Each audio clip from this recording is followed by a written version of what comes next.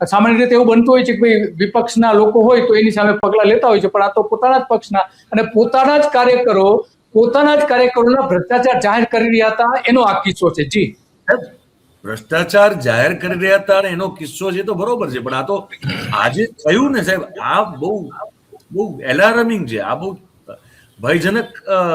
અને જેને કહેવાય ને પેલી આમ કે ભાઈ આપણે કેમ ચોમાસામાં પૂર આવે તો નદી જેમ ભયજનક સપાટીની ઉપર વહેતી હોય, જે કેવો સીન હોય, આ એવી અત્યારે આપણી આ લોકતાંત્રિક પ્રક્રિયાનું આ ભયજનક સપાટી છે. તમે એક પાર્ટીના હો કે અલગ પાર્ટીના હોય તો પછીની વાત આવે. વાત એ છે કે તમે જો કોઈ કરપ્શન થઈ રહ્યું છે અને એને લઈને તમે જો વોકલ થાવ છો, નરેન્દ્રભાઈ વોકલ વોકલ વોકલ બધી વાત કરતા હોય, તમે જો વાચાળ થાવ છો, એના વિશે તમે બોલો છો, આંગળી ઉઠાવો છો, આંગળી ચીંધો છો અને સવાલ ઉઠાવો છો, ફરિયાદ કરો છો, તો શું હવે તમને બાળી દેવામાં આવશે જીવતા? અને મહિલા, એટલે આપણે તો મહિલા એટલે આપણે મતલબ શું કહું સાહેબ, હું મતલબ કરુણા ને આ બધી વસ્તુ સમાન મહિલા સરપંચ એવું માનવામાં આવે કે મહિલાઓ આ બધી બદીઓથી દૂર રહે, મહિલાઓ માયાળુ હોય, બાય ડિફોલ્ટ એક મધર નેચર હોય, કરુણાવાળી હોય.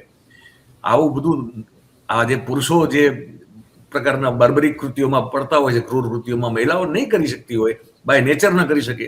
મહિલા સરપંચ છે સાહેબ.